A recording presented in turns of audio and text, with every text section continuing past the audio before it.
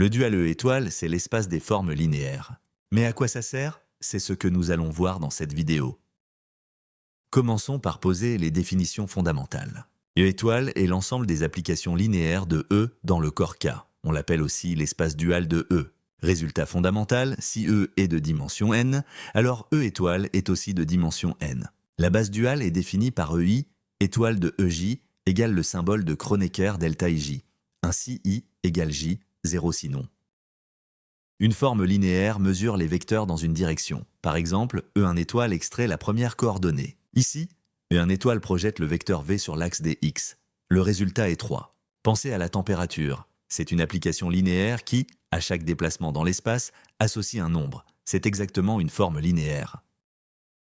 Maintenant, démontrons que E étoile est de dimension n. La preuve se fait en 3 étapes. D'abord, on construit les EI étoiles, puis on montre qu'ils forment une famille libre, et enfin qu'ils engendrent E étoiles. Étape 1, soit E1, E2, jusqu'à En une base de E. On définit EI étoile comme la forme linéaire qui, à la combinaison somme des XJ, EJ, associe XI. Autrement dit, EI étoile extrait la IM coordonnée dans la base choisie. C'est bien une application linéaire de E dans K. Étape 2, montrons que la famille est libre. Supposons qu'une combinaison linéaire des EI étoiles soit la forme nulle. On l'évalue en chaque vecteur de base EJ. Grâce au symbole de Kronecker, on obtient alpha J égale 0. Comme c'est vrai pour tout J, tous les coefficients sont nuls. La famille est bien libre. Étape 3. Prenons une forme linéaire, phi quelconque dans E étoile. On affirme que phi s'écrit comme la somme des phi de EI fois EI étoile. Pour le vérifier, on évalue les deux membres en chaque EJ. Les deux donnent phi de EJ. Comme ils coïncident sur une base, ils sont égaux partout par linéarité. Les EI étoiles forment donc une base de E étoile appelée base duale. E étoile est bien de dimension n. Que se passe-t-il si on prend le dual du dual? On obtient le bidual. Le bidual E double étoile est le dual de E étoile. C'est l'espace des formes linéaires sur E étoile. L'application canonique grand phi envoie un vecteur x sur l'évaluation en x.